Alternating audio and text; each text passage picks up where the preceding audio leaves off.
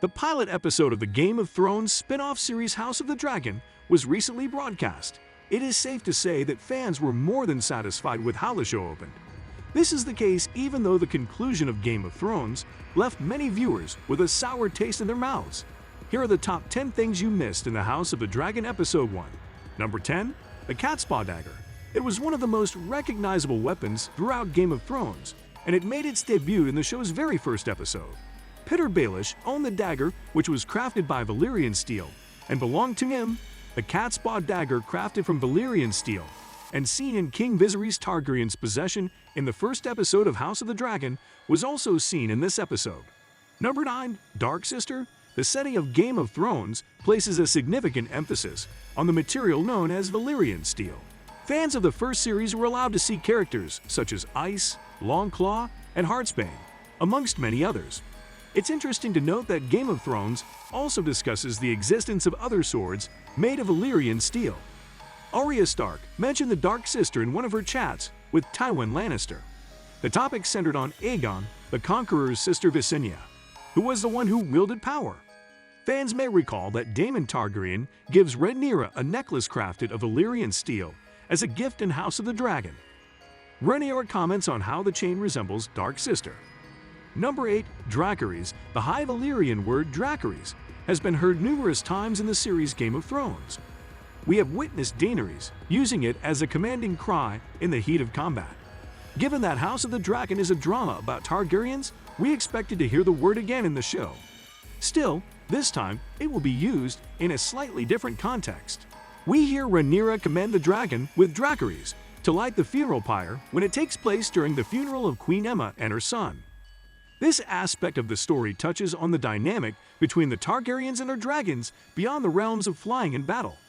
Number 7. Weirwood Tree.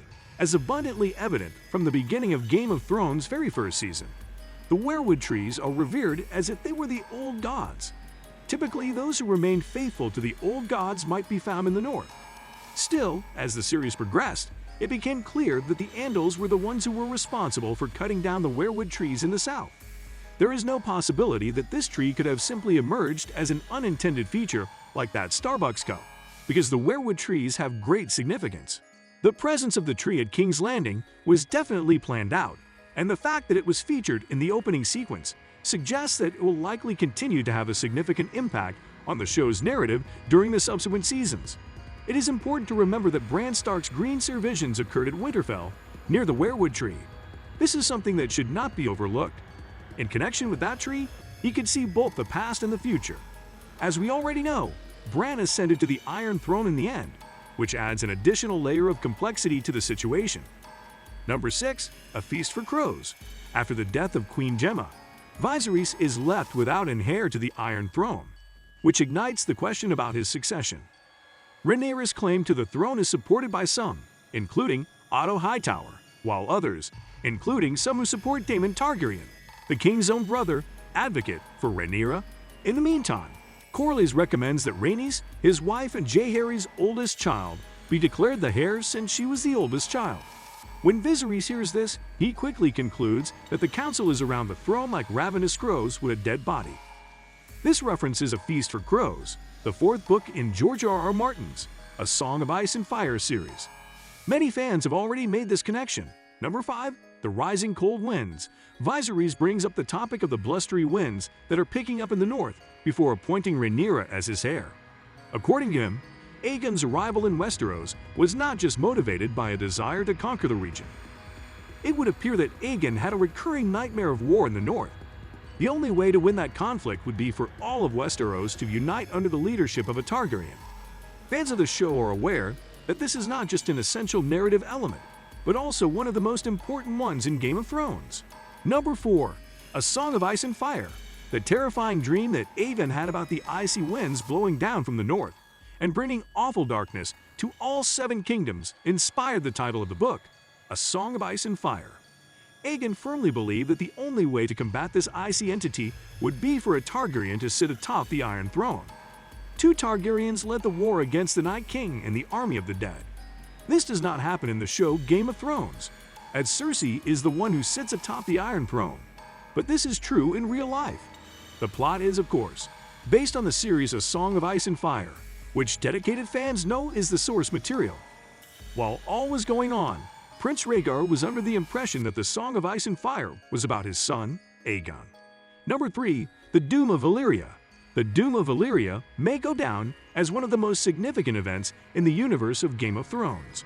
It is commonly thought that when the Doom arrived, it ate away at the real power possessed by the Dragon Lords and took all of their dragons with it. However, because Daenerys had a dream, the Targaryen family was able to survive. Jorah and Tyrion discuss the Doom of Valyria in the 5th season of Game of Thrones as they travel through the ruins of Valyria on their route to Meereen. This takes place as they travel through the ruins of Valyria. Number 2. Balerion Skull Size. Aegon the Conqueror rode Balerion the Black Dread, the greatest dragon in Westeros, as he laid siege to the 7 kingdoms and conquered them all. When Viserys made Rhaenyra his hair in the first episode of House of the Dragon, the viewer was shown his skull at that time. The skull of Balerion was discovered in the dungeons beneath the Red Keep in the HBO series Game of Thrones. Curiously, the size of Balerion's skull in House of the Dragon was significantly larger than it appeared in Game of Thrones. Number 1. Promise Me.